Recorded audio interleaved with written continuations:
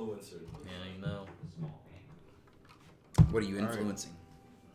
Stay spicy, man. Oh yeah, cool.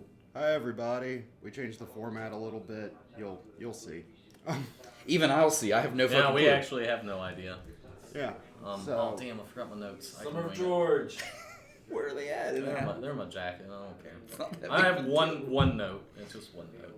I can remember. It's like, that. do your best. Is That's it what your it's question? It's just 2 thumbs up. That's all it is. I forgot my answers. This is shaping up very well. Let's go. Go team, go. It's like the Question opening week of the XFL. Submitted by Just Brian. figuring it out. Replace someone nominated for lead actor or actress and replace them for a snub. I need to get a timer pulled up. Yeah, and maybe announce like what the format is so that Yeah, they so know. we know. And so that we That's the know. most important The aspect way this here. is going to Let's try to work, weasel that in. they will That's get direct, man.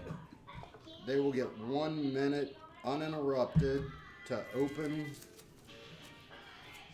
with their pick, and then 5 minute free for all, and then 1 minute closing uninterrupted. Okay. So Brian, when you are ready, I will start this timer.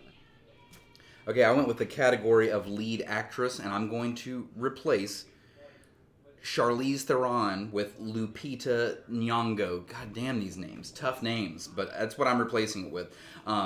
Just to start off, Charlize's performance in Bombshell, it just doesn't deserve an Oscar. I'll explain why during the yelling portion, but Bombshell in particular is just an awful movie. Everybody is imitating real-life characters. It's annoying. It's hard to watch. Her character looks like the character, physically acts like the character, and that's as far as it goes. And that's why she should be removed from the board. Lupita gave one of the best performances of the year. It's one of, if not the biggest snub of the year, where she plays 2 different types of roles in the movie Us. She's ferocious. She's precise. At one point, she doesn't even blink. Her character is curiously learning about her tethered character. It's such an interesting acting performance by her. It's strong, and I can't wait to jump into it.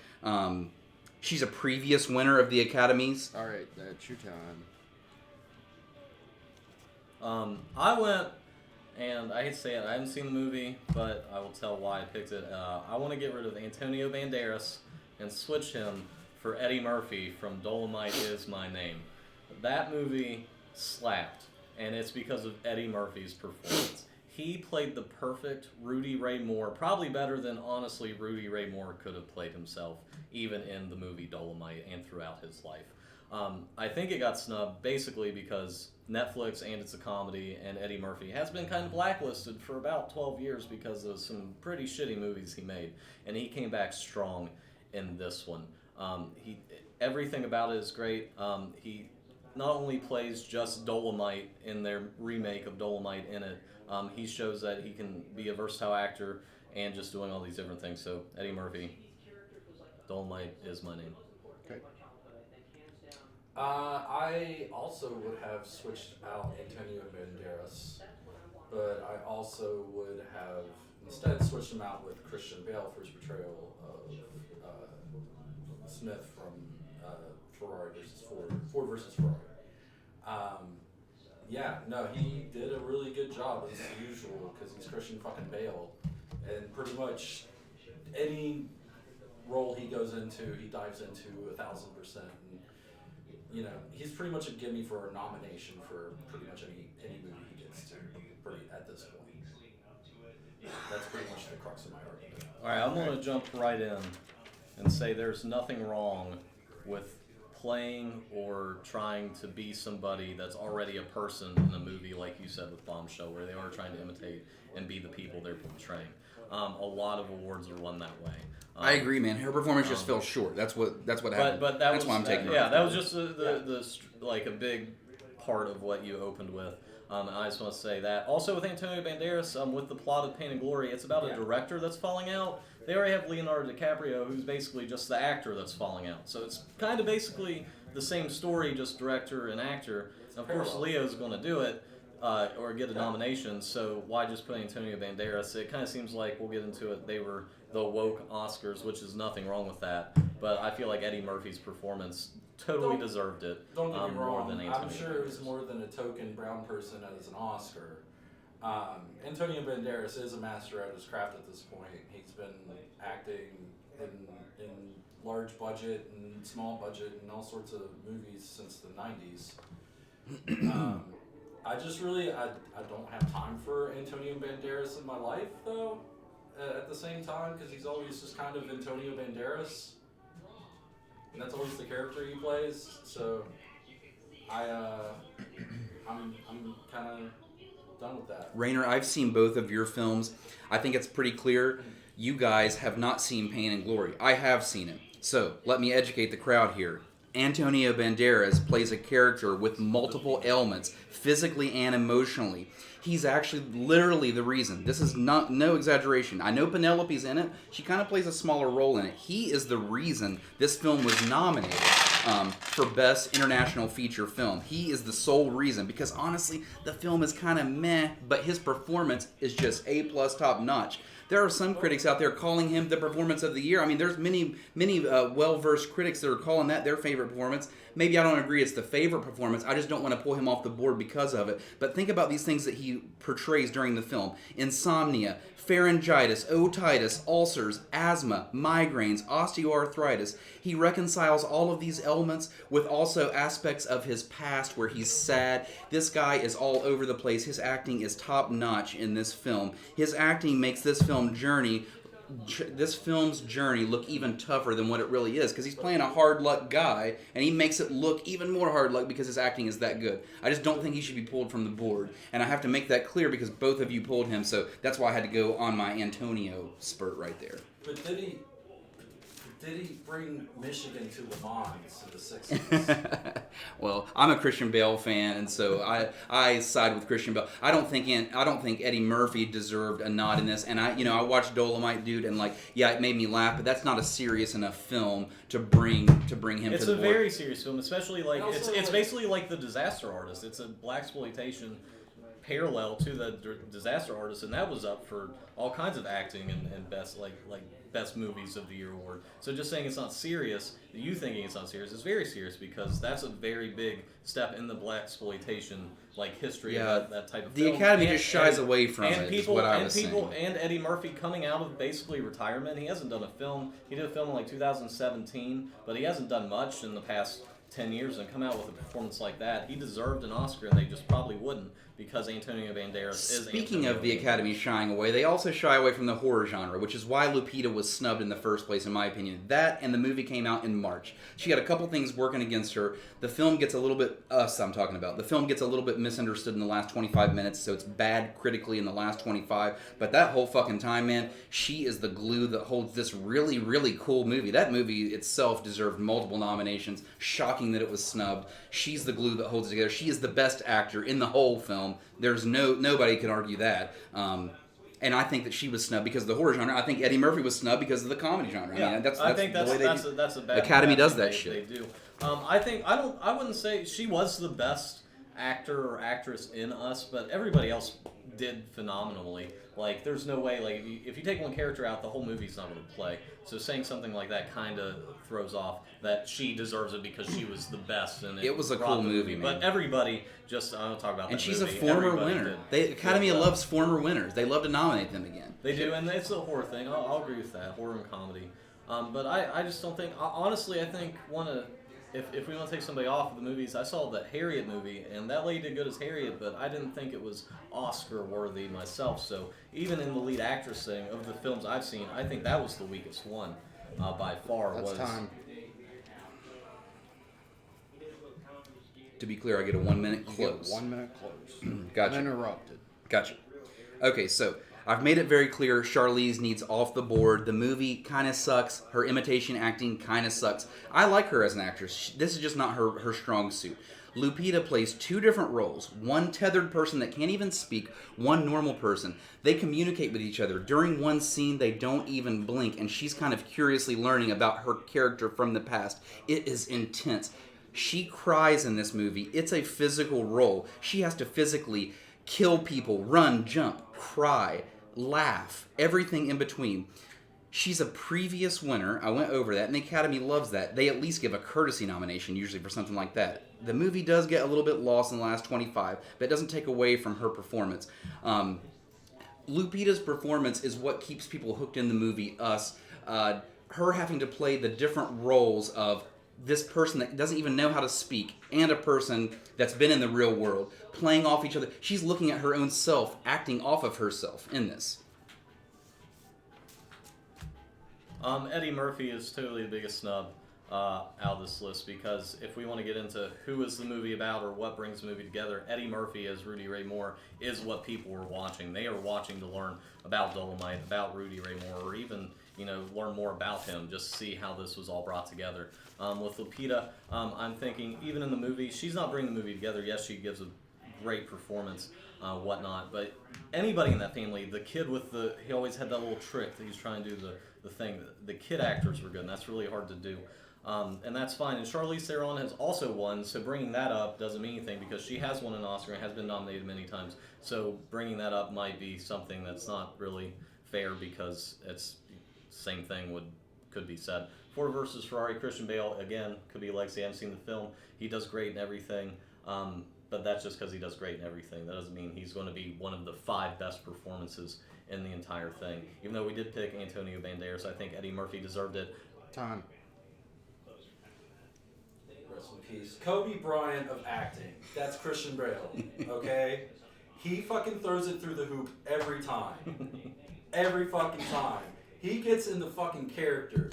I guarantee he hand-built a Shelby GT66 just to get in fucking preparation mode for this character. What did Antonio Banderas do? He thought, how would I react in this situation? He did not become that character. That's what Christian Bale does every time. He's that deep of method. He doesn't break character until the DVD commentary. He's that devoted of a motherfucker. That's my argument. You can do whatever with the time. What did it say? So, They said it could be up to 2 hours, so I gave them your number, and I'm gonna take your card.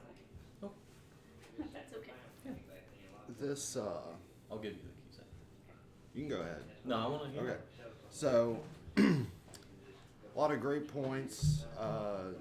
Some overlap in all of it.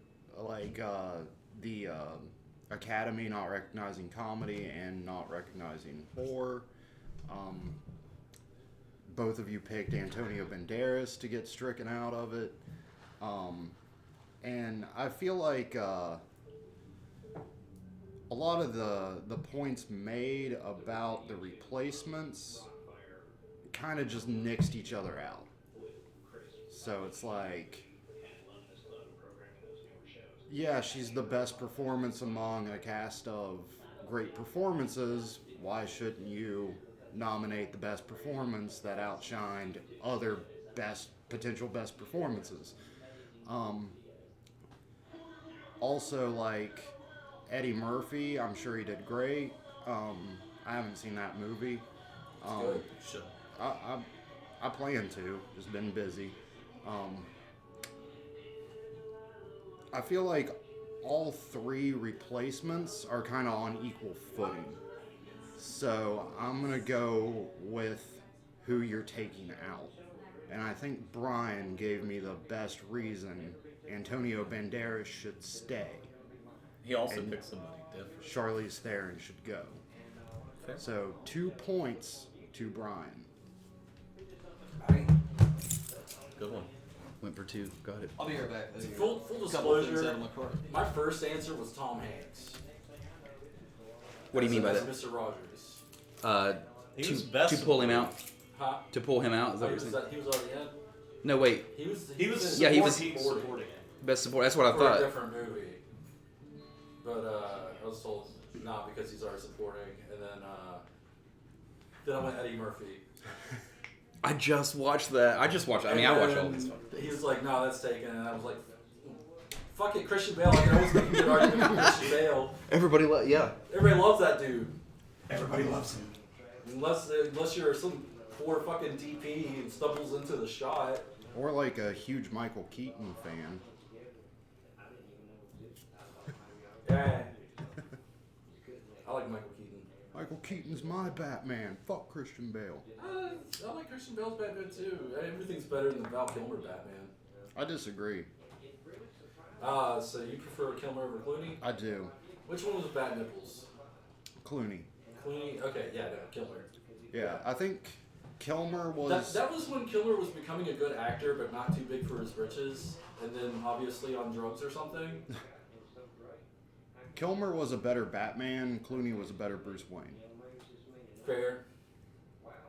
What you need to do is get a man who can do both.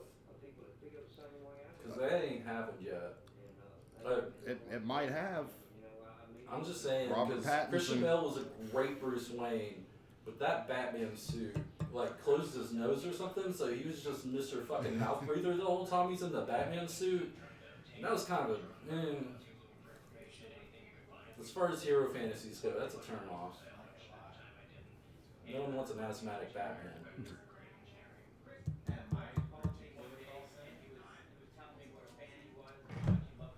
Joseph Gordon-Levitt was the best Robin, and he wasn't even Robin. He was just some dick named Grayson. No, named. What was his name? John Robin Blake or something? Oh, they did a total name change on that? I Yeah. forget. His middle name's Robin. That's unfortunate. Matt, how many points to win it on the new 10. format? 10 to win. So, So there is no chance of even like a potential sweep in the first round of or the initial round of stuff. You have to go speed round regardless. yeah. Right. Okay. So, if you get the next 2 questions, that would give you 6 points. And then the blind will be worth 3 points. So you would still have to win 1 speed round. Okay. I didn't realize the blind was worth 3. That's a cool touch. I like it. I like the increased points too. Makes it sound cool. Okay. Oh my god. I keep it in my backpack He, for work. he keeps that thing on him. Yeah. That's hysterical. It's the best There we go. sweater ever. Also, we might have to get stopped if They call. because somebody's Okay. gonna have to help me get the spare tire out. Well, I'm not wearing There's just a lot of stuff. We have a to flat film. tire situation confirmed. Roger. flat tire situation. It says That 11:30. sounds like my cousin's so we should be band. okay. It's a podcast you don't want That's to just a subscribe to. mess. But moving on, 2 hours, so we should be good. most predictable Oscar win. Oh, that's my question. It is. So I totally went with cinematography being 1917. Roger Deakins, pretty sure is his name, created something that is very rare in film. He shot this movie and made sure it was shot to make it look like one long continuous take. Now, obviously it was not. Even if you've seen the film, there is a spot where it stops, but it plays into the story very well. There are 10, 20 films that have ever tried this, and none of them have been on a scale like this movie has. Nothing has been such a major, wide release, and every shot in that movie matters, counts, and looks amazing. There isn't one point in that movie where you're like, man, this looks like shit. Man, this is like not the best thing I've ever seen on film. And there was no way he was not going to win that award. As soon as you saw the movie, you knew that that award was going to him. 1917. Cinematography. Jim? My most obvious win was Toy Story 4 for Best Animated Feature. Why? Because it's Pixar. They're a force that's been in Hollywood for over 30 years at this point. They do animated movies, and they're the fucking Wolverine of that. They are the best. They are the best there is at what they do, which is make family-friendly computer animated movies. That's the softest lob you can make for an Oscar. In any year, they release a tentpole movie like a Toy Story movie. Of course, they're going to put all their love and effort into a Toy Story. So yeah, this is the most obvious win you could have for an Oscar. It's like asking if the fucking creek rises when it rains. It's going to happen. That's basically my entire point on choosing. and Brian. I want to first off start by saying you both chose fantastic answers. I've seen all of these movies mentioned, as the last one. I love 1917 is probably one of my, it may be my favorite movie of the year. That's how much praise I have for it. However, the question at hand, the most predictable win, and thank you both for not choosing this, Parasite, which won Film of the Year. I chose the most predictable for international film, feature film. I mean, obviously the Film of the Year is going to be the international film choice. Listen to this domination in the category of international feature film that Parasite was in, and my choice for most predictable. Parasite, 177 million at the box office for an international film. That's unbelievable. Here's its competition. Corpus Christi out of Poland, 6.6 million. Pain and Glory out of Spain, 37 million. Honeyland out of Macedonia, 809,000. Les Miserables out of France, 9.4 million. Again, Parasite, 177 million. That's absolute domination at the box office. I don't think box office really matters in what movies win or don't win. Would you like to go storyline? Because Parasite has clearly the best storyline of all of them as well. And Best Picture was given out afterwards, so bringing up that it was Best Picture Your means it was going to kind win of Best International. presupposes that they were gonna win fun. Best Picture. I actually did think that Parasite, I told Matt, I was like, I think it's going to win Best Picture. But international film, just because it's there, a lot of these people haven't seen these films. I'm guessing the Academy hasn't seen all of these. Everybody that's voting has seen, Honeyland in Macedonia making $800K. It could be a great film, and a lot of us don't know that, but since a lot of us had seen Parasite or heard about Parasite, yeah, we're going to think it is, but there are lots of upsets, especially Parasite winning Best Picture. The cinematography, though, in 1917, nobody saw that movie and was like, this isn't the best shot movie I've Best ever animated seen. feature film could have easily went to How to Train Your Dragon. It box officed at $522 million, and yeah, I know that you're laughing at it, but you're talking about a cast with Jay Baruchel, Kate Blanchett, Gerard Butler, Jonah Hill, Kristen Wiig, America Ferrera. This is not a cast to be fucked with. It also had to go against Frozen 2. Hate to blow into you there, but Frozen 2 is also up for it too. So animated a lot. Toy Story didn't have it locked in, is what I'm saying. They didn't have it as locked in as what Parasite did for Best International Film. I'm not saying Toy Story was bad, and I'm not saying that it's not better than How to Train Your Dragon. But How to Train Your Dragon is a film that could potentially muscle up beside it. There was nothing that could muscle up beside Parasite. Nothing at all. None of these films. It is nowhere near, so DreamWorks is just the also ran to Pixar. It's just, Katzenberg and Spielberg were like, we're going to make a thing, here's Shrek. And then all of a sudden people took them seriously. There's still, every other thing they make is going to be also ran to whatever Pixar puts out at the same time. How to Train Your Dragon is one of the best animated franchises of all time. That's just a fact. They have an Oscar-winning cinematographer named Roger Deakins on their team. So their cinematographer already has an Oscar. That's how much this film can muscle up with Toy Story. So they kind of Toy Story is great. It's a better movie. I agree. I watched these both. Roger Deakins apparently was a cinematographer on How to Train Your Dragon while he did 1917 in the same year, which people went to see not because of the story. They had muscle power against Toy Story. Because of how it was shot and how it was going to look. I'm not going to lie, 1917 story kind of got a little but you know what kept me in it? Was how beautifully shot it was. Just the idea of this one long take. And there's nothing in that category that was going to beat it at all. That's the thing you're going to get with a Toy Story 4 is all all cylinders firing at the same time. They don't turn in anything on that. They crunch on that. I've already dealt with Toy Story. Best cinematography could have easily been The Lighthouse. The visuals are haunting, they're mystifying, they're incredibly intentional, all by the cinematographer. They spent years actually planning this film, which gave them extra time to be unique, and that's why that film looks so unique. They shot dark with high contrast on purpose for a beautiful black and white picture. They used a mix of old lenses on new cameras. That's fucking interesting because people thought that couldn't happen, but they were able to retrofit them. It makes it feel like it's the 1800s while also kind of feeling like 1930 all at the same time. It's a cinematic masterpiece as far as cinematography. You could easily argue The Lighthouse for best cinematography of the year. They are in a claustrophobic area of a lighthouse, which they built on the set, by the way. They used almost all the HMIs, which are this big, huge halogen lights. They said they used almost all the HMIs available in Eastern Canada just to shoot this film. At times, the actors would see stars because it was so bright during their acting.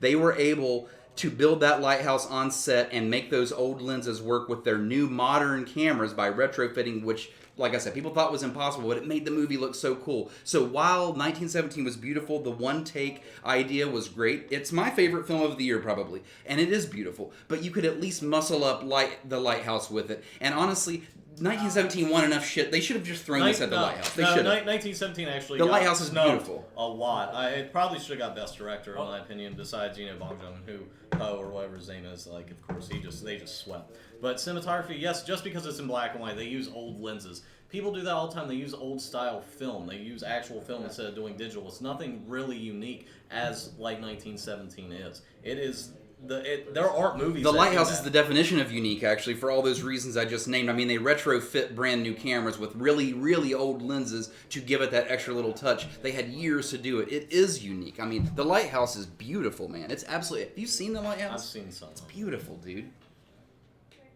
Okay. Starting with Rainer. Again, 1917 totally was going to win cinematography. It basically every sort of review or headline you saw was beautifully shot, stunning visuals, things like that. And that was because of Roger Deakins, who is a god among cinematographers. Every movie you think is great, he's probably shot it. I won't go into the list I wrote down. It's in my jacket. This guy knows what he's doing, and he did something that a major movie never does, and that's make it look and shoot long takes like that, and then just have this big scope. It's a war. Okay, World War I is not a small thing. It's huge, and they show how small it can be, and then again how big the stuff is, and the shots are beautiful. Toy Story 4, again, Frozen 2, like that's one of the biggest anime movies of all time. It's up there. It could win. How to Train Your Dragon could win. They threw in those international films you never know. And then with Parasite being best foreign film, a lot of those foreign films we've never seen. We don't know if it was the best. Of course, it won the Oscar, but sometimes the best thing doesn't always win.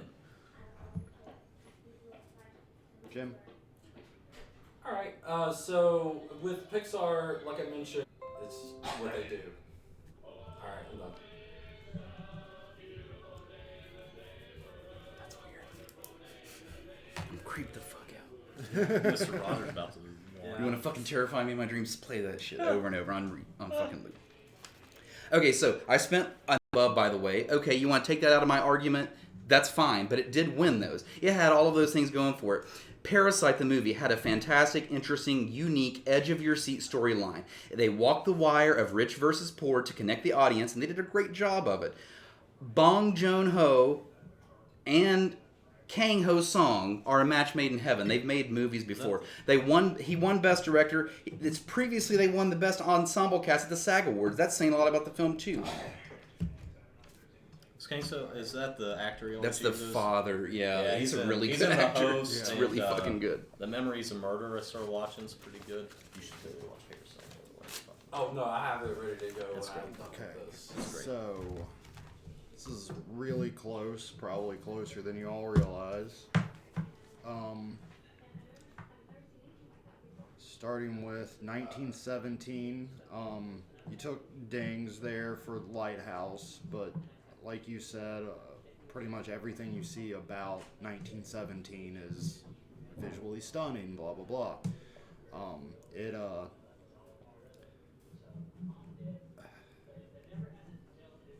It was pretty obvious. And then Toy Story 4, sure, it was up against Frozen 2 and How to Train Your Dragon 3. But, there's the name recognition of Toy Story 4. I haven't heard anybody say, oh, Toy Story 4 is the worst Toy Story or, like, a bad movie. Whereas people might not like Frozen 2 because they didn't like Frozen, and people might be sick of How to Train Your Dragon. Chris hates Toy Story. I wish he was here. Well, yeah, the slavery allegory. Yeah. And Parasite. Yeah, we haven't seen. We might have seen Honeyland. I didn't. Yeah. But It's about bees. it was up for best documentary. It as was well. also up for best documentary. Wait, So- it's a documentary about like the bees dying. Yeah, dude. Yeah. I got a piece to speak about that after the Yeah. rolling. So, Parasite's up for Best Picture, it's up for Best Documentary. Also, probably Parasite, but there's that contention there. Just how are they going to lean this year, you know?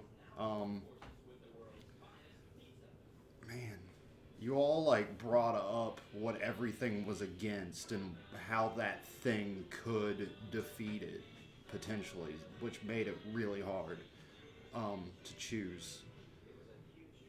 But Brian, you said it. Parasite was up for Best Picture and Best Everything. Yeah, like how could it not?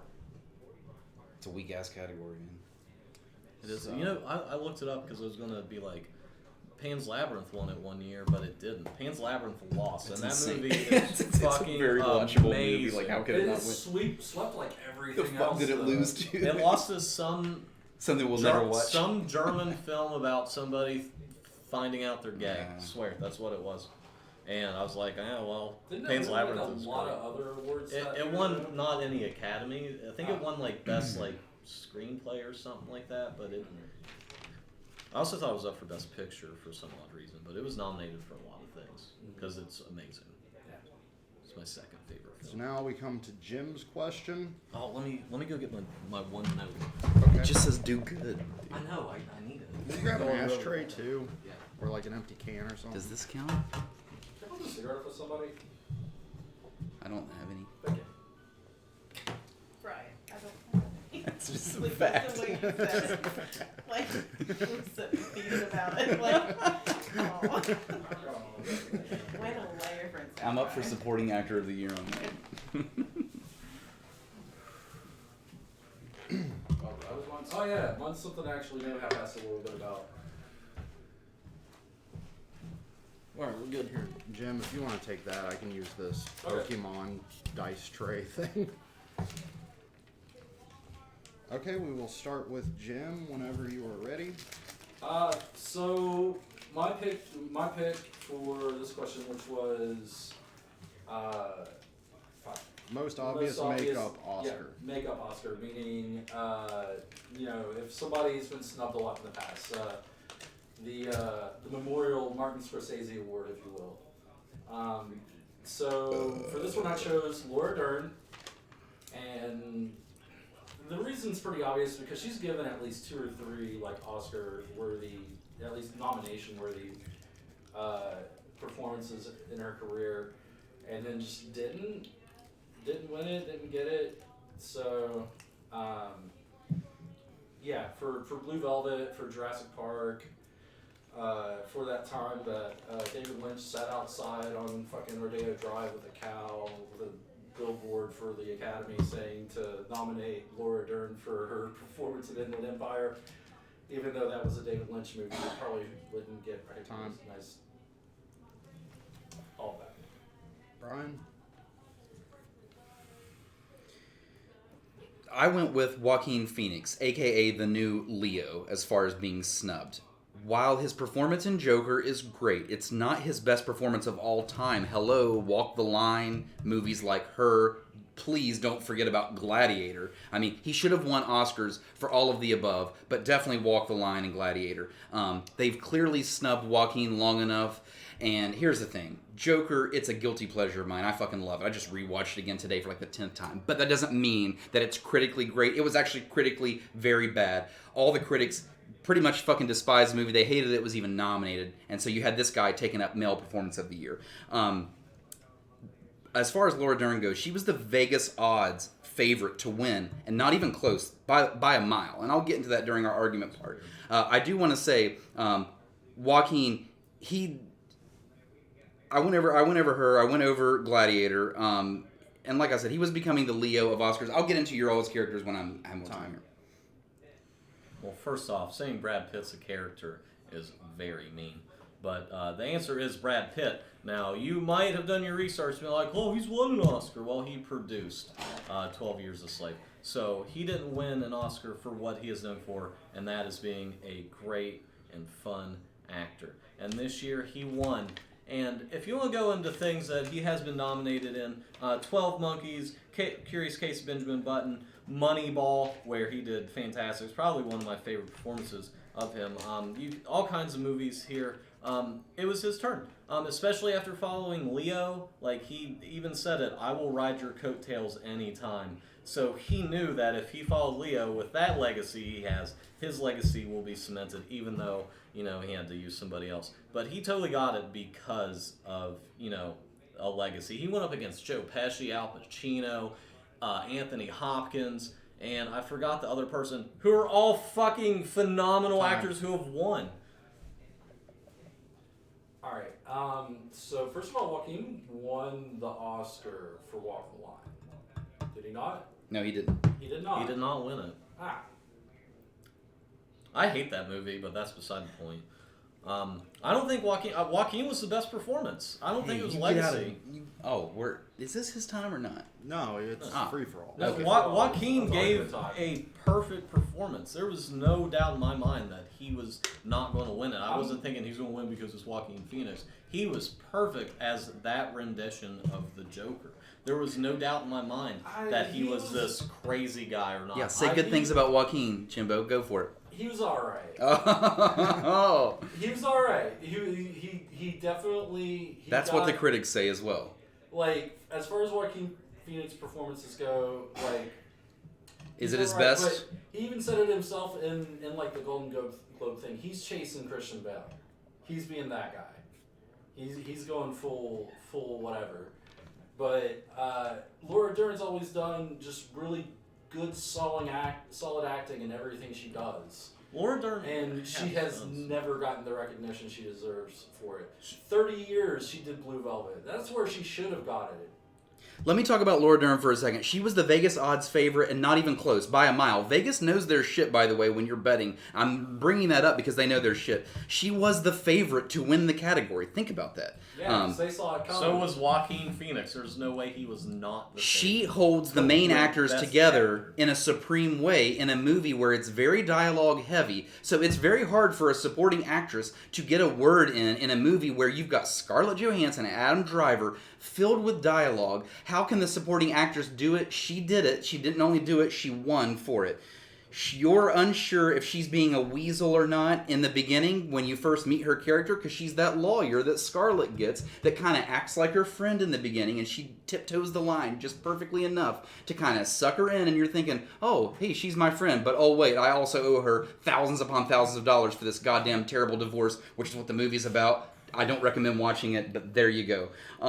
She has a great monologue with Scarlett about what it is to be a woman. She brings a certain level of intensity to the scenes. Her scenes are very dialogue heavy, and they're believable. She walks Scarlett's character through the divorce while also taking her money at the same time and making you unsure, is this girl's friend or not? Because she was such a good actress. She scared Driver's character into buying a fancy lawyer because she did such a good job. She's actually kind of the glue that holds that whole marriage story together, because she's the reason Adam Driver has to get the fancy lawyer. She's the reason Scarlett starts making decisions that she makes because of her acting.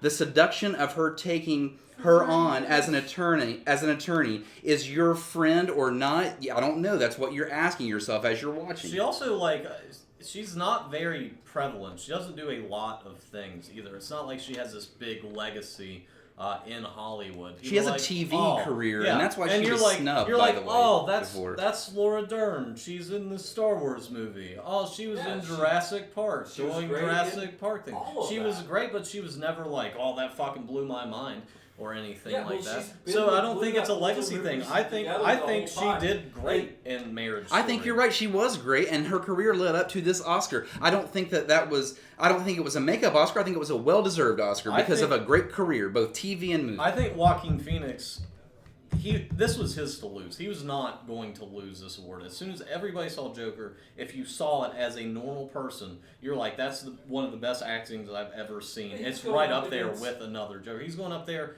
with Antonio Banderas, Anthony Hopkins. Anthony Hopkins was. He had a tough. actor. He had a tough. Oh, it was the other Pope in the movie. Leo, Two popes. Leo was there and stuff. So it wasn't even a legacy award. He was just the best out of that. Brad Pitt though, like he totally was that's a legacy award if I've ever seen one. Everybody's like, oh, hopefully Brad Pitt will do that. Not everybody's like, oh, I hope Joaquin wins it because he's so good. And everything else. I watched that movie and he really did hold that fucking movie together. Like that part needed a movie star, and Brad Pitt was the movie star, and he delivers in that performance. When he's like fighting Bruce Lee and all that stuff, he's just this larger than life badass. Or yeah, exactly. Yeah, but, and at the end when he's Leo's friend, and Leo's like, "Hey man, we're gonna go watch that my version of FBI," and you could tell Brad Pitt was about to pull out of the driveway, and he's like, "Yeah, of course we are." He reaches in and grabs a 6-pack. That's him. That's him just being Leo's pal in the movie to that character. Yeah. That character needed a movie star, and they got Brad Pitt, and it's well deserved. That's a well deserved Yeah, reward. it's time. Sorry for the spoilers. I'm not sorry at all for the spoilers. Watch the goddamn movies. Support film. I'm not sorry. It's the only movie that got nominated for anything that's been out for more than 6 months. Yeah. Good fucking point. It's a really good fucking point. It's that memorable. We're back to us again. Like that's when you come out in March or February, you could fucking kiss it goodbye, dude. Fuck you, it's January. Right. Terrible time for a movie to come out. What? Yeah, 1 minute. I get 1 minute. Oh boy. So Laura Dern has been, like I mentioned, turning in solid ass performances. It just took a real shitty movie for it to fucking shine, I guess. And they give her just fucking due. So that's why Laura Dern got the Gimme Oscar, because she's been that fucking caliber of an actress this whole fucking time. I mean, you're not Bruce Dern's daughter for a fucking reason unless you're killing it every performance. And that's what she does. So that also ties into her legacy. She should have gotten it long ago, and it's a shame that this isn't her second or third. That's my argument. Okay. Brian? Joaquin Phoenix was clearly becoming the Leonardo DiCaprio of the Oscars. It was this great actor. I think he's the best actor on the planet. I'm just going to say that. It was the best actor who hadn't won an award. His time was due. Gladiator, Her, Walk the Line. Joker this is what's hilarious. He fucking wins as Joker. Are you kidding me? After all these performances, that's what goes on that man's Oscar shelf is his performance in Joker, which was critically shunned, honestly, by all of the critics, including multiple people at this table, but I won't go into that. As far as Brad Pitt goes, he was the odds favor to win in Vegas. That part needed the movie star. I went over the part at the very end with Leo where he's very believable. Brad Pitt's career can be described as this. He began as a movie star that groomed himself into a great actor. This is a well-earned reward, just like Laura Dern's reward. It's a career achievement award. It's not a makeup Oscar. For Joaquin, nobody had as many great performances as Joaquin to get their Oscar on this performance that was so critically shunned. Nobody on the board. Okay, Brad Pitt has been nominated, I'm pretty sure, for 3 Oscars as an actor. Joaquin, I think just 2. I'm not sure about her. If you want to talk about legacy, these are the people he went up against. Al Pacino, Joe Pesci, Anthony Hopkins, and Tom Hanks. If you want to talk about somebody that needs a legacy award or is about to start a new one, that's the people you put him up against, and those are the people that he beats. He's also been in great movies. And these are just some of my favorites. Interview with the Vampire, 12 Monkeys, Meet Joe Black, Fight Club, The Ocean Series, Burn After Reading, which is a very underrated performance of Brad Pitt, Benjamin Button, Inglourious Basterds, Moneyball, Fury, Ad Astra, which kind of sucked, but his performance was great. It's kind of weird he didn't get a nod for that at all. And Babel, which was nominated for Best Picture. He is constantly in all of these movies that people love and watch and are critically acclaimed. And he's always the lead or not the lead. And to go up against people that have won, just to put him in that category, basically is saying, hey, it's his turn, it's his legacy. Okay.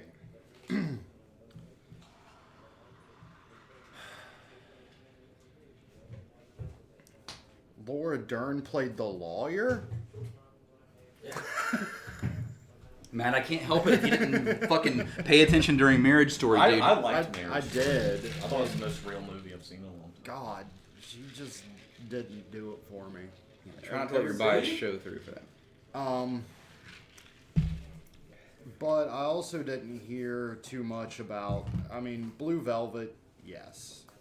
That is one Oscar nominated, at least worthy performance that she didn't get.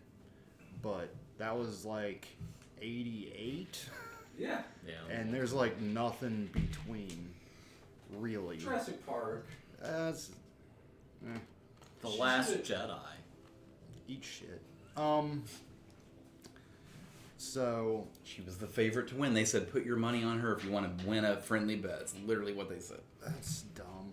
Yeah, I thought Scarlet was better, honestly. And JoJo, she. Yeah, I agree. I thought Scarlet did great. So, to me, it comes down to Brad Pitt and Joaquin Phoenix.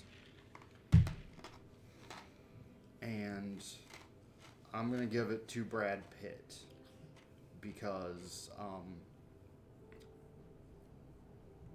everybody, like, Joaquin Phoenix's performance was like the shoe-in performance. Like, I'm surprised nobody picked that for most predictable win. I don't know, he blew it out of the water and it was well deserved, and I feel like more so than Brad Pitt's performance, which was still great. I'm not going to say it's straight up like, oh, we should have given it to him for this, so we're making it up with this, but more so than it was with Joaquin. I tried to argue my way out of that, but you had a really good closing with yours. Yeah, I tried to argue. Those are my notes. His movies. Damn, you're and then stupid all notes. those old people that have already won. I was like, why did I write that all? Now my brain works again. That's good. Yeah, that's good, man. What's next? Proud of So you, dude. next will be I'm not a letting you blind sweep, pitch. And now that I'm looking at scores, I'm also making the blind pitch worth 2 points. Cool. That means I can pee too while I think about my blind Yep. pitch. So, in honor of my favorite movie Starship of the year, Troopers. Starship Troopers. Here we are. It was just released in 5K. Avengers Endgame. Oh No, it's not Marvel based. no. Okay. It's just an alternate reality where the same best director nominees, the same best lead and supporting nominees Okay. are just in different movies. And then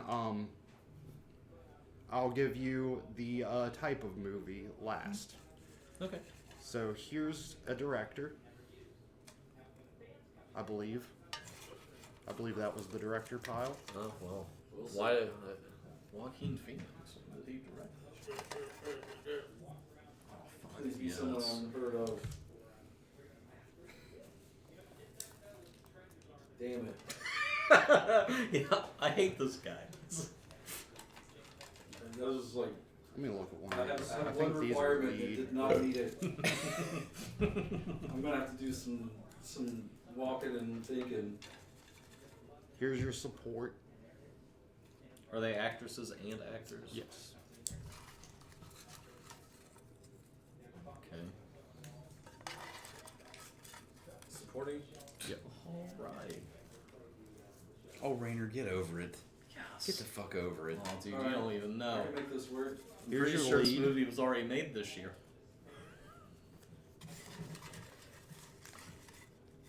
Dude, shut up, dude. You won a Super Bowl this year. Fuck off. I'm feeling pretty good about it. I'm never gonna see that. Oh no. Alright.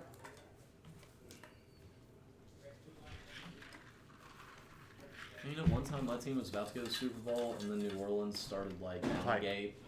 I had that happen. That was really cool. What's this one? The type of movie. So like, you could call it a genre, but it's less so of a genre. Ooh, that's tough. How much time do we have? So we'll have to Google a couple things. We'll put 4 minutes on the clock. I don't know my director. Gonna have to make some shit up.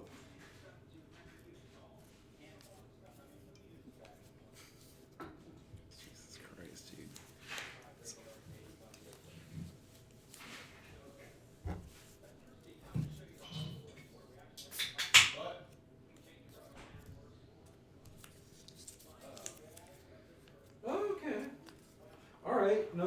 this fucking work.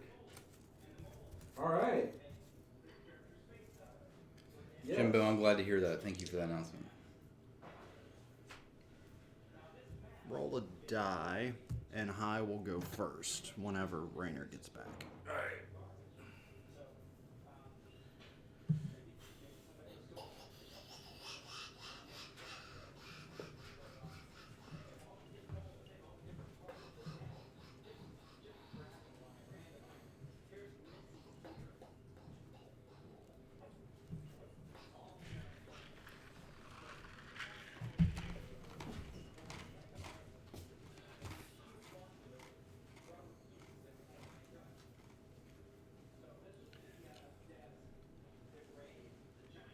What's the die for? High roll goes first. Christ. I need. If I could draw anything correctly, make me go last. How much time we got? 4 minutes. Well, now like 3.5 or 2.5. If I could math.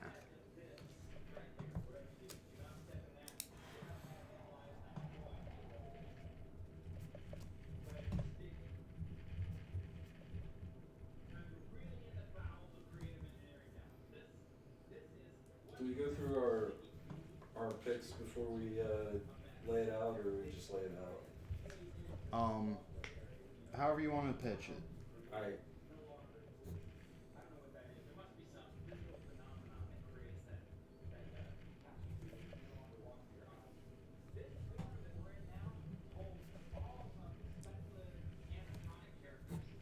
Wait, you want me to roll this die? Is that what you're saying? Whenever you want. Okay, there it is. What's that? 6. Jesus Christ, scared me in the beginning. 7. Can it be a... Roll the dice, Rainer. I got the worst type. This isn't the time to dialogue, it's the time to roll. Well, you'll see my picks. I got a 6. I don't roll on Shabbos. So I you guess- gotta roll against each other. Yeah. That's a good one, dude. Fuck. So, I'm You go going first. second. Oh, what'd you get? Because he Oh, was I got already- 9. Yeah, I got 7. Yeah, you go first because we were second. 1 minute warning. I go second, he goes first. Who goes You first? and I were going against each You'll other. go dude. first. Okay, so roll highest. Yes. So we got a I minute to finish. feel that we should have longer to create this movie. I'm just saying. I need like whatever. I'm not. That'd be fine and all, but I'm sick of these things taking 4 hours. Yeah. Blame yourself, dude.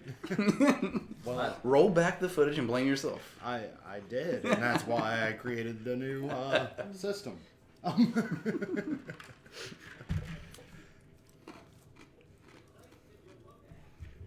Because it's already been going on for almost an hour and a half.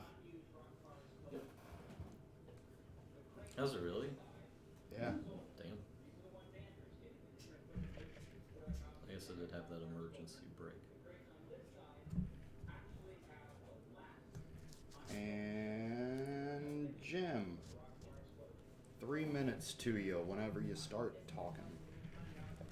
Okay, so I pulled a gangster epic starring, or it's directed by Sam Mendes, who I always knew directed American Beauty, by the way. Starring Is that true? Joaquin Phoenix with a supporting performance from Mr. Tom Hanks. So this is a story about family. And it's about how a young Joaquin Phoenix is the most ruthless gangster in the planet. And he comes up, and then 20 years later, after the first act of Joaquin's story, there's another up-and-comer, and old Joaquin Phoenix is played by Tom Hanks, who at that point becomes the main villain of the movie. And there you go. He's going to overtake the old gangsters and get them drugs on the streets, and he kills the old gangster, bringing in a new ruthless time of aggression in the 90s. It's a very deep and meaningful movie about family dynamics in the mafia and how they deteriorated into the new. It's just all an allegory about racist Hollywood, really. But that's my pitch. Young Joaquin Phoenix, old Tom Hanks, doesn't get along with his family, and just getting killed by a young up-and-comer that comes and gets him. Because that's the life of the gangster. Yeah, I like didn't really a have little time to over a think of it. minute. I have what? A little over a minute, I have a little over a minute. if you want it. All right. He'll take it. So the up-and-comer is actually his son, and that ties into my original pitch of this being all about family. I had way more than a minute to think about this, but I didn't. And it's kind of a mishmash of just, it's going to be pretty well shot because it's the dude who directed 1917. And it's going to be pretty well acted because it's got Joaquin Phoenix and Tom Hanks. And it would give him a little edge anyways as being an old gangster. And I just think it'd be funny to see Tom Hanks as a gangster. And that's it. That's my minute. It's fucking over. Okay. That's not true. It wasn't over. Brian? My brain was over. Okay, so I've got a film directed by Todd Phillips. It's starring Al Pacino. It's co-starring Cynthia Erivo. I've titled this film American Killing Fields. How many minutes do I have for this? 3. Okay, American Killing Fields. This is about the war. This is about America's war on drugs versus the Chicago Mafia. This is set during, it's a film that's set in America's Prohibition during the Chicago Mafia times. Al Pacino is obviously going to play the famous mob boss who's clearly in charge of the streets and the police because he's paying all of them. His character is moving all of the illegal shit that the Mafia does, including alcohol, marijuana, everything like that. During his madness, during his moving of all these illegal things and running the Mafia, he meets Cynthia's character. Obviously, Cynthia is she's a young black woman, a strong black woman character in this film. You have to remember, this is set during America's racism height.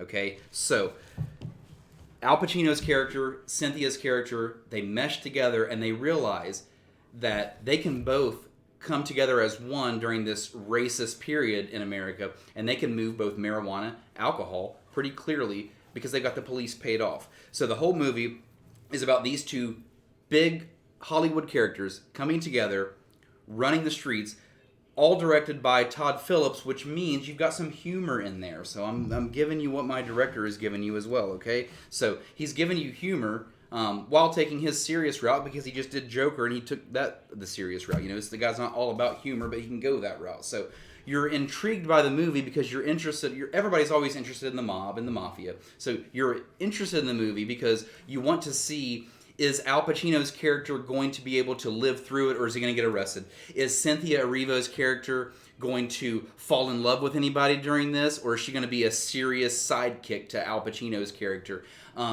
You're thinking about things like, is she going to get arrested, or is the mafia just going to kill her off? You have all of these elements in. Everybody loves a good drug story. They love a good American drug story amongst all. And everybody loves Prohibition, or at least the stories about it. So Todd Phillips, he's going to deliver. He's going to give you all this in another serious flick by him, while also giving you a little bit of humor along the way. Obviously, Cynthia's gang, when she meets up with Al Pacino's gang, and they've never met each other, and you're thinking strong vibes of racism, are going to be relieved when they get together in a hotel room to make their first deal together, and everybody is so lighthearted and making jokes, and they realize they can make this fucking thing work. They can make it work because America thinks they hate each other only because of the color of their skin, when in reality, they're in cahoots with each other. They're working both sides, black and white, making as much money as possible. American Killing Fields.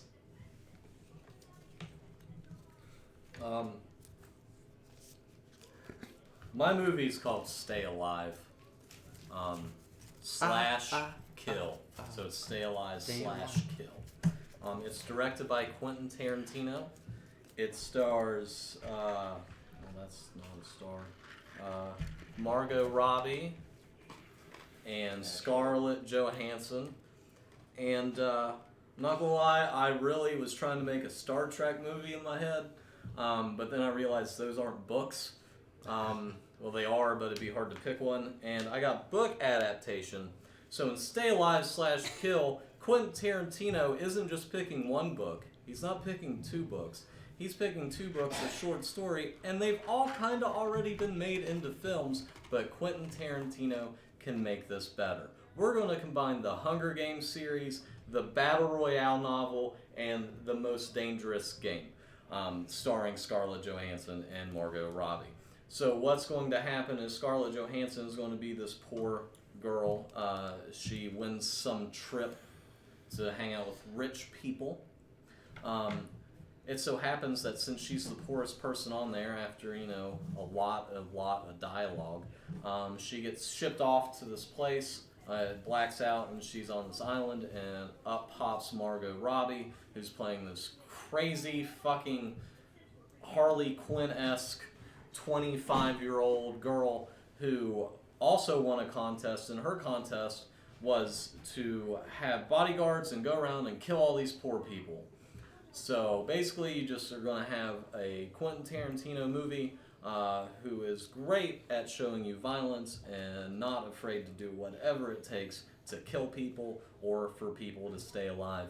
Along with these 2 stories of Margot Robbie with her bodyguards trying to stay alive while all these poor people that have been selected to be killed or, stay alive are trying to group up and help each other. So there's going to be a lot of different characters, which isn't something that Quentin Tarantino is really afraid of. He usually has a set, so you have 5 or 6 main characters. Of course, some will die off. He's not afraid of killing off people that you know. And it would be great for him because he gets to basically just kill people, and he loves violence in movies. He openly admits that he thinks it's fun to just be violent in movies because it's a movie. It's a way to kind of get out of reality. And with his universe that he has, this would be a great way, especially after Once Upon a Time in Hollywood, where he's kind of made this Hollywood and everybody, you should live this opulent lifestyle, if that's the right word. You can just win a contest and kill poor people with your bodyguards. So Stay Alive / Kill by Quentin Tarantino, using 3 books as his inspiration, which, you can. Jim, who was your director again? I already forgot. Mendes. Oh, yeah, okay. Skyfall. I will fund your movie, but only if he includes a barefoot kick fight between Johansson and Margot Robbie. I was waiting for feet, dude. I wasn't going to say it, and the decision has been made. I was trying not to do anything sort of super fetish. There had to be at least 10 pages It's involving Quentin feet. Tarantino, though. I know. So, It's a 3-hour movie. For what might happen. So, Toe wrestle to the death. Jim, yours sounds the funniest. I don't think it would be up for Best Picture, no.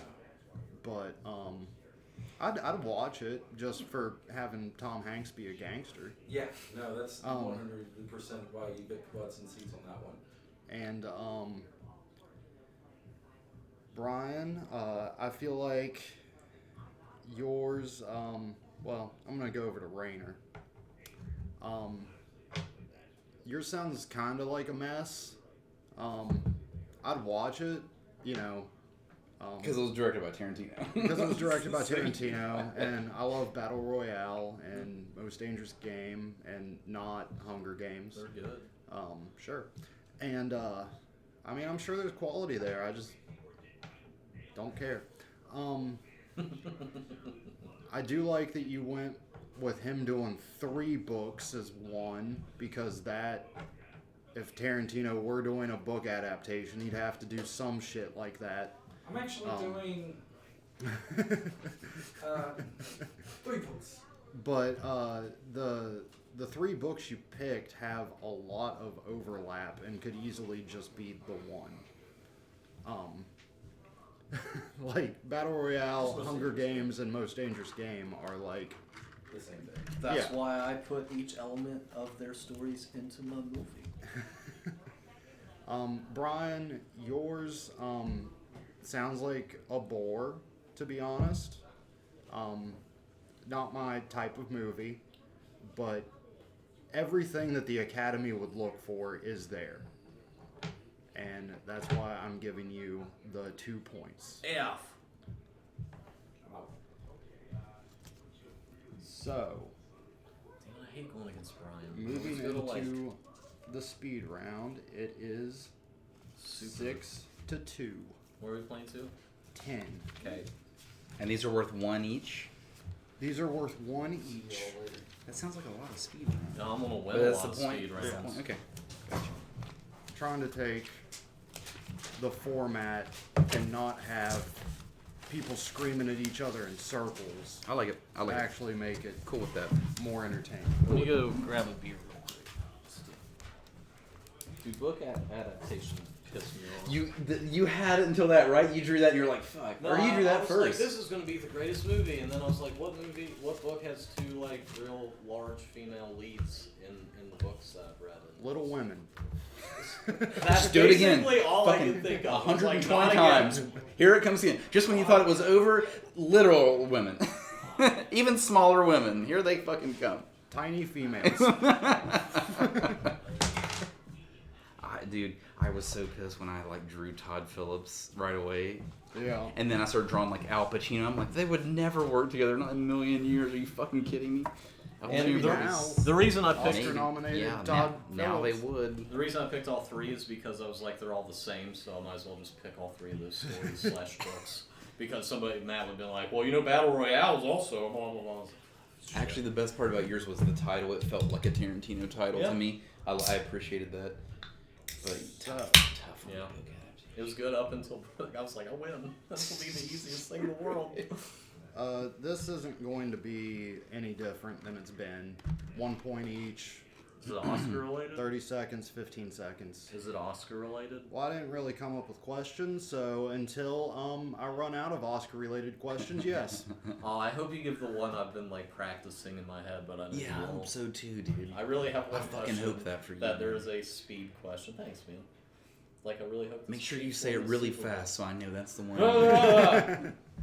So, It's shotgun the beer. That's what. of these worst picture nominees from the Razzies, Ooh, which one would you most want to watch? okay.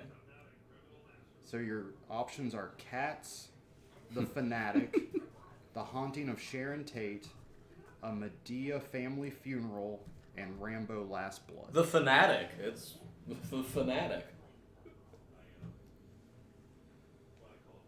And how long are you gonna give me to choose? A minute. Okay, I'll take the full minute so you can just show me the timer.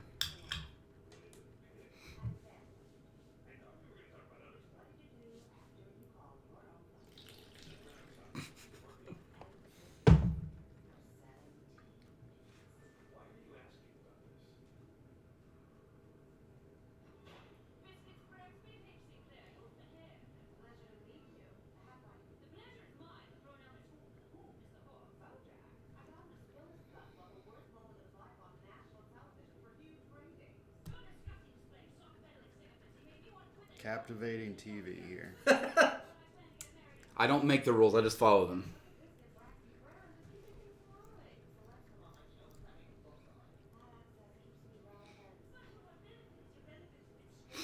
Ten seconds.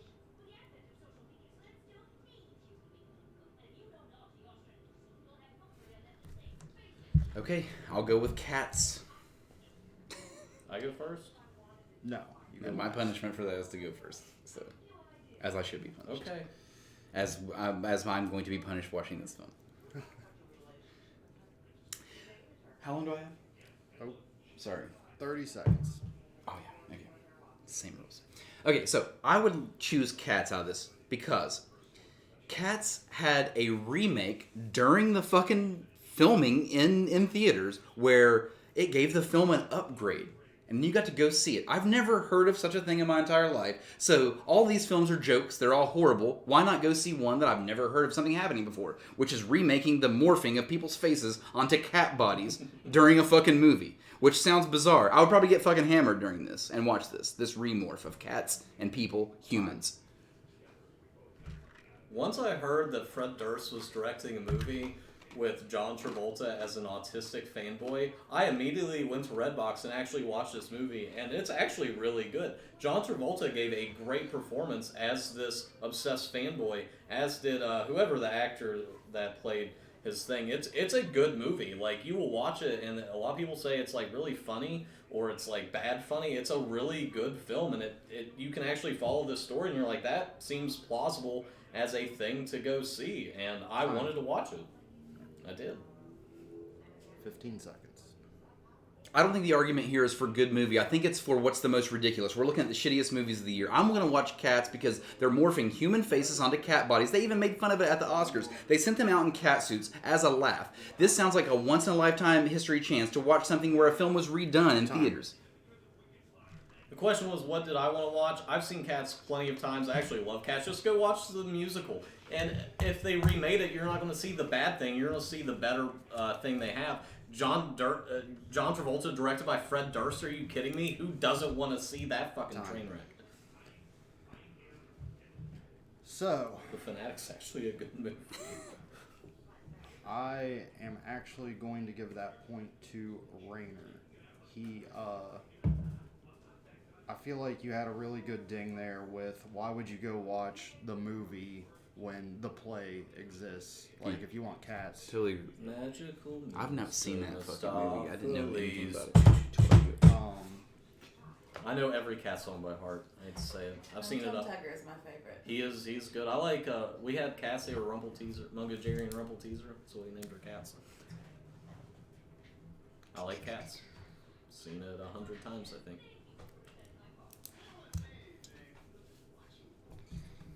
I'm mad they remade it, because once I heard it was so bad, I was like, I'm going to see Heard that. of that before? And you guys Did you in the get a fucking refund? in the group chat, you guys were like, nobody wants to go see that. I don't want to see that. And then everybody's like, well, that actually sounded fun. For the record, I want to see everything always. Okay, next question. From this year alone, so 2019, worst musical performance or musical number? Eminem, Wait, what? like from the actual show. Can we go with that? Is that a thing? From the actual I'm more Oscars? meant from a Right. movie. Oh, okay, my bad. If you didn't know, Eminem totally showed up. I watched the whole thing. Man. Spoilers. The worst one. Can I look up the name if I say what it is? If Brian's okay with that. I'm not okay with looking anything up, but if Okay. you want to I just want research... to know like the name of the song. I know what it's from. I just Well, he'll take that as your answer, Okay, and I will. the performance and song from Harriet. Okay. We're not doing a minute again, Brian. You got 30 seconds. That's not my strategy at all. What are you talking about?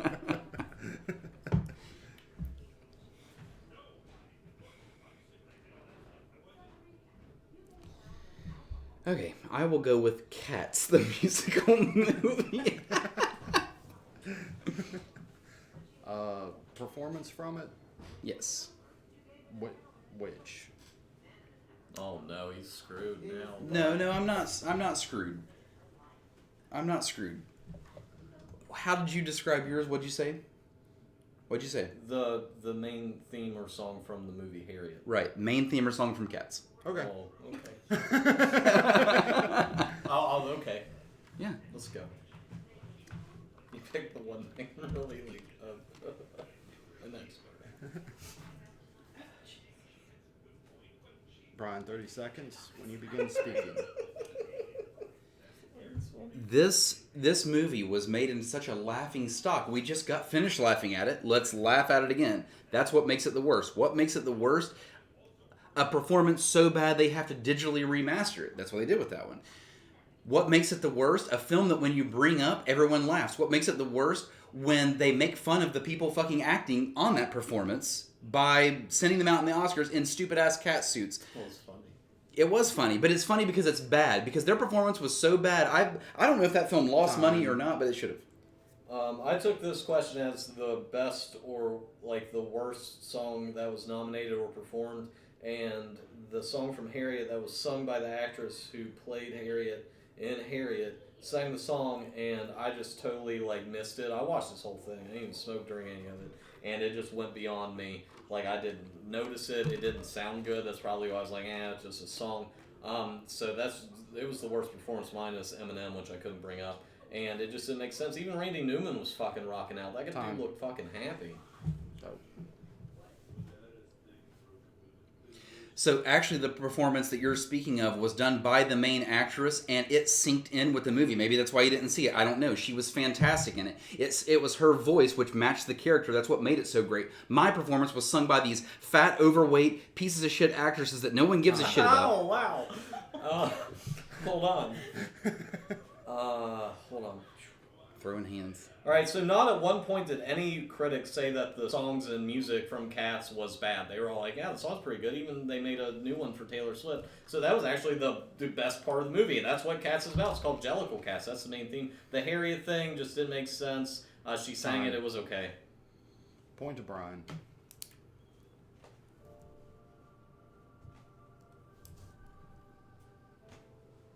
You can be mad, that's fine. I'm not mad. I just know all the songs. His feelings. Will you hurt, I sing think. it? Will you do it? Like, do like the 5 lines. Sing Come on. memories right now. Memories all alone in the moonlight. Da da da da da da da da da da da da. Yeah, see, I just don't know the words. I know. Dude, we could superimpose you onto just some, fucking terrible cat. The worst cat in the world. They said like you could see Judi Dench's like wedding. Why did they ring do that movie? To, like see her Jesus cash grab, man. Christ. It was at the end of the year. They wanted a cash grab. Did they Get an fucking Oscar. spend like a month on They it? What wanted, did they wanted an Oscar. They were like, Taylor Swift, get in here. Jason Unbelievable. Derulo, your dick's huge. Put on a cat suit. We're gonna win fucking awards. I love cats. What previous Joaquin Phoenix performance should Gladiator. have won an Oscar? Her. Yeah, you took mine. You didn't take your 30 seconds? No. You could have. No. Oh. I hate Walk the Line. Wait, what? It's getting confusing. Yeah, I don't. Yeah. I think Joaquin Phoenix should have totally won an Oscar for Her because it's basically him the whole movie. There's not really much of a supporting cast except for Scarlett Johansson's voice. And you see him fall in love with something that he can't even see, that he even questions throughout the movie. He's like, is this real? Is this something that I should, be a part of? And his whole life is changed by that. And even in the movie, when you watch him, you can see him just his face just changes. His persona, his body language changes as he falls in love with this invisible thing. Joaquin's performance in Gladiator is iconic. This is a movie that is timeless. We'll watch it 30 years from now. We'll watch it 50 years from now. We won't watch Her. As much as I love that movie personally, we won't watch it as a collective group. Joaquin's character in Gladiator is this prince that you can't get out of your fucking mind because he plays such a great piece of shit asshole. You love to hate him in the movie, and that's the essence of a great supporting actor, which he should have won the Oscar for that exact award that year. His performance... With Gladiator, you have performances from other people. Russell Crowe, the guy who plays like the guy from Senegal, his friend in the thing. Her is just Joaquin Phoenix. It's literally him. He is the movie, besides a disembodied voice and AI that he falls in love with, and you see him act towards. That's exactly why Joaquin should have won in Gladiator, because it was an ensemble, great cast, great movie, and he's part of that glue. He's the person that antagonizes the whole thing by fucking throwing the Republic. You learn to hate him in the movie. He's so slimy in the movie, you think of it now when you watch him in films. I should have said signs. So, two great picks and arguments. By a hair, I'm giving it to Gladiator. Just, I don't know what you all have against, like, more than one good actor in a movie, but I don't think it's like... I would have said Gladiator. But you said it first. Yeah. Before the question was even finished, like a fucking psychic, you know? What would he have been bad at Gladiator? With Family Feud. Dude, he is so good in Gladiator that still to this day, Oh, like when I'm watching a movie, my parents are like, "There's that fucking asshole from Gladiator." And they didn't see her because Right. nobody did. They're not gonna. They're like, "That computer movie, fuck him." So, what category needs added to the Academy Stunt Awards? awards.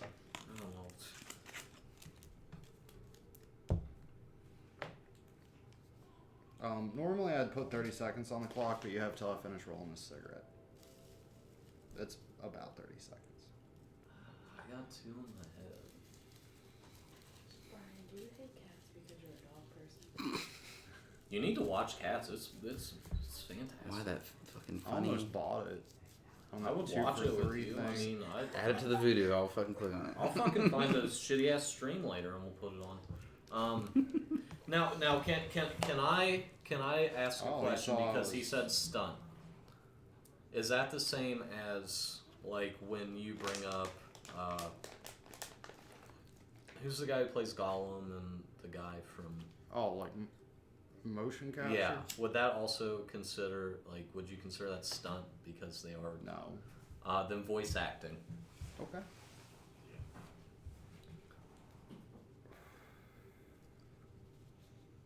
If you're going to have animated feature as a big award, then voice acting should totally be in as well. You don't see these people, so their inflection just in their voice has to portray what is being animated, and sometimes they don't even see what's being animated while they're voice acting. So that is a very hard skill to do. You also have to do accents. You have to do what's right for the movie. It's a very hard skill, and they are very not credited. You might know who they are, but they don't get a lot of recognition or awards or the fanfare that others would.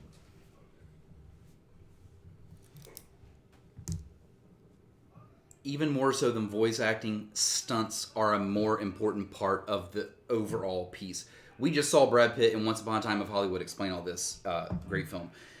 Actors that already do their own stunts, like Tom Cruise, for example, they could double up on Oscars. And it would be argued. Tom Cruise has never won an Oscar, by the way. He could have won one for maybe the stunts that he did in his movies. That would be a thing. But non-actors, it could bring them in for the hard work they do in these dangerous stunts. You've got actor-directors like Jackie Chan who do stunts, acting and directing. If they're going to do stunts, I don't think it's kind of fair to bring in an actor that does his own stunts because then that kind of is like a NASCAR race where they go to the lower level and win. With voice acting, these people don't get a lot of recognition. They could be nominated for Best Actor or whatever, but voice acting is a completely different thing. Acting should involve stunts as well. So here's the thing. When you go to a feature film, you go to the IMDb, you will see the voice actors of a film right away as the main leads. You will never see the stunt people as the main leads. These people deserve more recognition. Their time is overdue. And then plus, like I said, people that are doing their own acting and directing and stunts, they could double up on awards. I'm going to give that to stunts. Yeah, that was the answer. But man, you came up with a great rebuttal. Like I Oh, thought you yeah. were like lost, and then No. you said that. I'm like, that's a great rebuttal, actually. That is. Really fucking. That was Well, That's that's what other argument could you fucking do for when that? he said no to the motion capture thing. I was like, that's like I asked that because if he said yes, it was off table, but no, it's basically kind of like a stunt thing. I was like, well, I just needed an answer. I think the because that's stunt all thing I is could do. obvious, but that's my Oh, favorite yeah. answer from you of the night. I mean, it was like a good point. I think they both deserve a spot. Yeah. Fuck it. 26 stunts- awards. Yeah. Add 'em both. Stunts are totally. That's what I would have said. You said first. So, They shouldn't do like the NASCAR thing where like Dale Jr. can go down to the Busch Series of them. No. It shouldn't be like, oh, Tom Cruise did stunts. He's Tom Cruise. Let like John Smith get his like recognition. But that's all I do with it. Can you believe Tom Cruise never won an Oscar? He's Isn't not weird? that good. It's fine. It's fine. Fucking superimpose him on a cat. Sing I that can't believe goddamn- they didn't, actually. Sing that goddamn song that Rainer sang. No, he would be better as all right. Mr. So- Mistopheles, maybe Rum Tum Tugger, but Mr. Mistopheles would be a This would be a this last question, you all talking about it, led to a new question, follow-up question. Who should get the award for best stunt? The stunt coordinator or the performer? Performer. Well, fuck. I guess I have stunt coordinator. All right. This doesn't count. That's good. He's just trying to finish it, I think. The stunt coordinator actually should get the award because he has to coordinate it. He has to figure out what this stuntman can do. He has to figure out the physics, how it's going to look in the film, how he's going to make that stunt person look exactly or pretty much exactly like the actor they're portraying. That takes a lot of effort. The stunt person just gets flung around. Yeah, that's hard, but somebody has to choreograph that. Somebody has to make that happen, make that safe for other people, and that's a big deal. So I think they should win the award. I don't know why this question, because that should be a different award, but whatever. The stunt man is the one that puts their own body at risk. They're the ones that have the actual physical ability. The stunt cannot happen without the stunt man. Maybe they could dream something up without the stunt coordinator, but they cannot make the stunt happen without the man doing the stunt. Oftentimes, stunt man looks like the main actor. All of these things come together to make it a very important part of a film. Many actors bring their stuntman along with them to other films because they're so important. These big actors like not Tom Cruise, but other big actors. All right, look, of course The Rock's going to have his own stunt double. It's hard to look like that. But a stunt coordinator can just use a car or a dummy or a plane. They have to coordinate that, and that's a lot of work. If cinematographer has to he's in charge of the cameras or whatnot, stunt coordinator should also get an award and should win the award because he has to make it safe. While they're important, it takes a special person to set them on fire, to throw them out of an 8-story building, etc. That's why they hold a more valuable spot. You could find people to maybe coordinate these things. You can't find people to set on fire and kick off of a building. They're a little bit more harder demand. Plus, they look like the actors. It's impressive. We would have killed on a debate team. Those other fuckers on the other side would have been like, what the fuck is going on here? They're arguing against themselves while they argue against us. I'm going to say, as a thing that the Academy would recognize, Rayner gave me the better points. Like, coordinating it, you can do it with or without a person. So, like, best stunt could be, like, a car flip or something with a dummy in it. You don't necessarily need the person. Brian gets the point. Rayner gets the point. What's that put me at, like 4. 4 to 9? Yes. Reverse sweep, baby. Red Let's Sox see if did you it can once. pull it off. They did do it. The Yankees did it to him before the Red Sox did. So, I feel like the person who has been snubbed the most, just because it's not something the Academy will ever recognize, is Andy Serkis. What Andy Serkis performance should have at least been nominated? Oh, there's this World War I movie where it's like zombie based. He totally should have been nominated for that. It's a movie. It's good. Okay. What's the name of the movie? Can I look it up? Like If I can look things up, then yeah. Yeah, If this you wanna is agree this with is it, literally like I know a bunch, but I can't ever remember because I just somehow like clicked on it one time.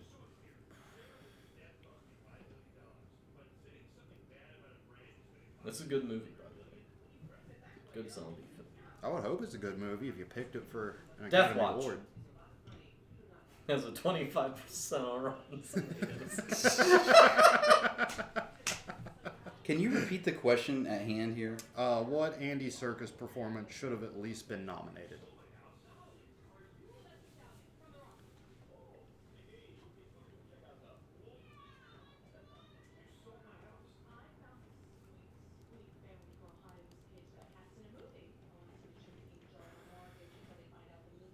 Death Watch stars The Thing from the 2015 Fantastic Four. Oh. So that guy's- Michael Chiklis. No, it's Jamie. Oh, the Bell. 2015. Yeah, 2015. The one I repressed. Yeah, I know. The Josh Trank. He's also in one. Snowpiercer. Bong Joon Ho. Underrated film. Oh no. I might have to, like, forfeit. We could yell for a minute. Hello? I'm good. Yeah. A real dumb first. It's kind of both. We're on the corner, the car's on the corner of 5th Street and 6th Avenue.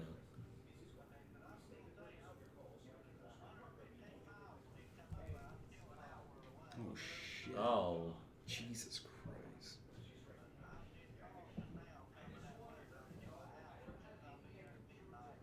Yeah, I mean, I told my girlfriend if it was too long not to come, but since you're already on your way, yeah, it's in Huntington. It's kind of. Do you know Huntington at all? Do you know have you seen where the new Sheets is? It's just down a couple blocks from that new Sheets, going west. So it's residential. It's on like one of the main avenues, but it's also on the side of the road, and there's plenty of like space and stuff. So.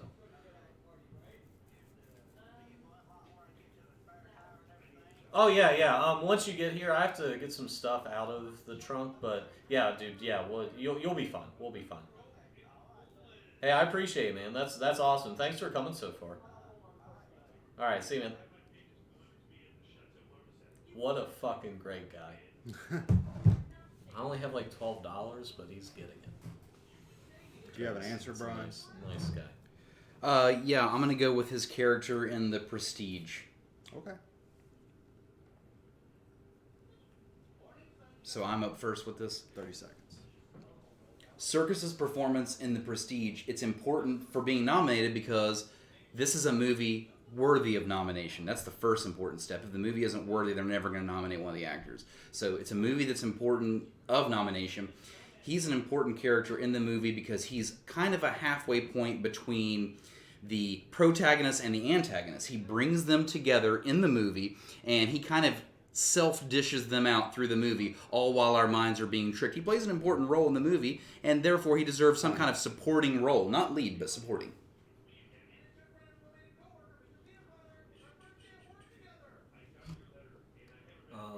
I always forget Andy Serkis is actually an actor because he does a lot of the caption suit things. So in Death Watch, he is one of the few that actually survives the zombie thing, and he plays this role of I am in charge, but I'm also losing my mind as this goes on. And it's a great supporting role for the main character who's trying to keep his wits. And Andy Serkis does a great job at showing somebody breaking down, not just because of the zombies, but just because of the war fatigue and whatnot. And it's fantastic. So, like you said, typically where you're used to the voice of Andy Serkis, when you see him in The Prestige, you're like, holy shit, it's Andy Serkis. So you are automatically attracted to his character. He's the character that binds both sides of this as the law, essentially, and dishes out these characters and their roles that essentially captures you.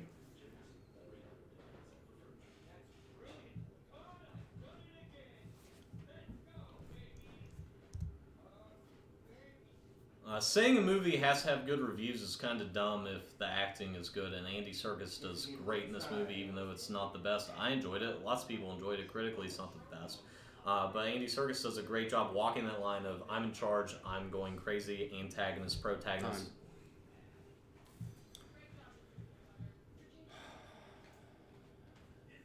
As much as it pains me, I'm going to give it to Death Watch.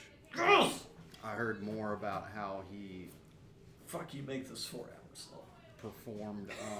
Just fucking keep going. Let's do it. 6 more questions. Yeah, Hey, who we wouldn't- have until the tow truck shows up. Yeah. who went in the kitchen? Will you give me a beer, please, Sarah? Yeah. You actually just had one for Sarah, me? you're Hi, I'm here? Sarah. Hi, I'm Gracie. You didn't come down and say hi to me? I just got here. Oh. Did you get this for me? Did you know? No, I got 2 for me, but you can Oh, have well, that thank one, you, Sarah. and I'll go get me another one. Thank you, Sarah. You're welcome. Nice to see you. Look at my Heard you got a new Yeah, car. it's really fancy. It looks like a t-shirt. It is. I heard you got a new car. I did, yeah. I Which got one it. is it? It's a 2012 Nissan Altima. Are you guys live? Yeah. Do you have a newer No. car than me? That's awesome. Nope. Fuck you, Brian. Okay, thanks. Thanks Anyway, for coming I'm by. trying to show you like the brand of my shirt. Showed me your leg or something. I don't know what you're doing down here. Like, you just keep There's going. like Let's a go. giant hole over There's there. more of the leg. My Yeah. sister likes you. You don't like me too. It's big ass teeth. It's a bat. Yeah, it's big ass teeth. Yeah, I get it. I'm Sarah. Hi, Gracie. Hi, Gracie. Nice to meet Hey, you. Chris. Oh, a whole party's here. Sorry, I got distracted. All right, let's go. Yeah. Is it 9-5? Sarah's trying out for best 9-5. supporting actress right now. Yeah. She's killing it. Thanks. Killing it. I thought Gracie's been doing a good job off. Well, you got to show a little skin to win, so she won. Well, we'll address this. I'll buy that sweater off of you. Okay, edit. Ryder, I Edit. purposefully Sorry. did not wear a sweatshirt Sorry. because I thought you would be here. I brought it though. That's kind of fun. Have a different one. I'll take a picture and send here's kind of a Please do. broad Academy question. Should Best Picture nominees be kept at 5, or however many they deem worthy? I don't understand. 8? What are you saying? Like, should it be kept at 5, or should they? Can I say it should be kept Oh, at okay, 8? like total. Okay, Can I gotcha. say it should be kept at 8 instead of your deem worthy? Sure. Yeah, I think 8's perfect. But not kept at 8. You want to expand it to 8. No, it's already at 8. It's 8 to 10. Or Oh, is it really? It's 5 to 10, actually. Oh, I was so confused because I was Yeah, like, okay, you said should it be kept at 5, and he's like, yeah, kept at 8. I I'm thought like, it was. huh? It's been 8 So, for like the past like 3 or 4 years. Every other category is kept at 5, but Best Picture, they'll expand it if they have enough that they think are worth I it. Okay, think- gotcha. Yeah, I I'm, like I'm that. fine with 5. I like the 8 to 10. I'll Yeah. go with that. I'm fine with the that's, 5. That's cool. That's fine. So Yeah, I said it first, so I guess he gets Yeah. first. 'Cause- thank you for Yeah, that you're welcome. narration. Just let Best me know. voice acting Rainer on the side. Game shows, radio. Here's the thing. It's an awards competition. We're not here for feelings. There's always going to be someone that is left out. It doesn't matter if you do 8 or 10. There's always going to be the 1 or 2 that's left out. If every single category is 5, then Best Picture should be 5. I get that it's what we're all waiting on. It's the king of the mountain, right? But if all the other awards are at 5, let's do that one at 5 as well. Because the truth is, it's just like the March Madness tournament. You're going to leave a team out. Someone's going to be sad. It doesn't matter what the number is. Keep it the same as the rest at 5. It keeps everything uniform. It's an award show. I like that they expanded it. I guess it's now 8 to 10. I thought it was just 8, so if 10 is cool. It's not just that it's the Best Picture. A lot of movies, a lot of normal people out there, they hear the Oscars, they hear 5 films, Best Picture. Those are pictures they've seen. This allows other films, like Parasite, to get a nomination. So people are like, oh, that's Best Picture. I'm going to go watch that. So even if they don't win, it does allow the more populous, more common folk to be introduced to these films that they may not have had a chance to. And they're really good. It's hard to Time. make 5.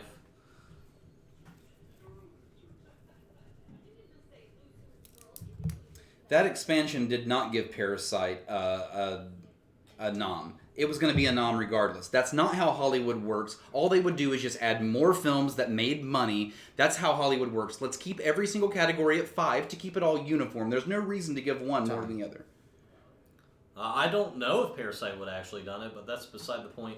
Having 5 out of so many films, yes, there's going to be the best sound, but having a top 10 list, it's always a top 10 list in certain magazines and review circles, so why not have the Best Picture be up for 10?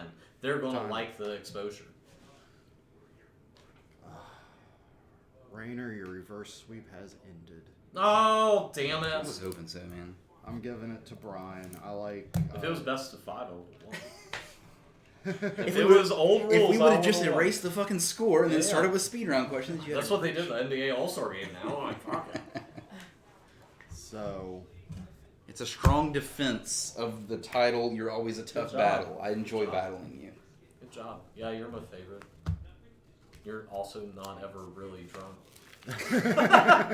Strategies are strategies, man. And usually there's always somebody drunker than me, so I'm always the middle one, and then I'm like, oh shit, it's Brian. It's always Brian. that wasn't a title defense. That was just a fun little. Fucking, I'm 0-1, man. You know how many people Undersell make me the all you want. I'll championship lose in the overtalk first you with game? my podcast voice. That's how it works. But we'll book you for a title defense at some point if you want. Fine. That's fine. I won the one about weed, so I'm like, I'll defend that title again. I don't even smoke weed. Ha ha ha. April's around the corner. No, Yeah, hey, right. 420 blaze it. Yeah. Except me, I'll just let them forget what they're talking about. Bunch of stoner movies. Seen them all. I do love center movies. I get shit for that all the time. They're good. But yeah, I think we kept it shorter. I think It seems shorter. with all the interruptions and stuff, I think it would have been even shorter. Yeah. If What was our end time? Well, I don't quite know yet. 1917, really your favorite movie? Brian does a podcast.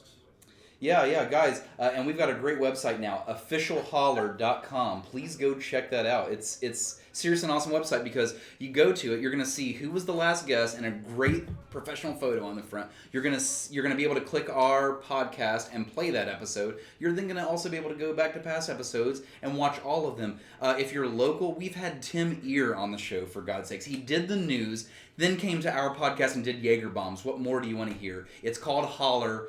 Go on Spotify, iTunes, just type in Holler. You will see us pop up, officialholler.com. Find us on Facebook at Official Holler Pod. That's where we always go live. It's good shit. Thank you Recommended. for that. Thank you. Recommended. And thank you for letting me plug that. Of course. I'm Rainer. You got a flat tire? I got a flat tire. If you have a job paying about $15 an hour, I'm your man. There you go, Rainer. Nice to meet you. Same. Same. Also, we're gonna try and get a game show going by the end of the year. So stay tuned for that. I And guess. stay tuned for over reviews. They're coming as well. Yeah, we should have one in the next couple weeks. I totally agree. Yeah, what's that? You, stay tuned. Subscribe to the YouTube and you'll see it. What the fuck? I'm part of this shit. Give us a sub on YouTube. You sons of bitches. So there you have it. Bye, everybody. Really, 19?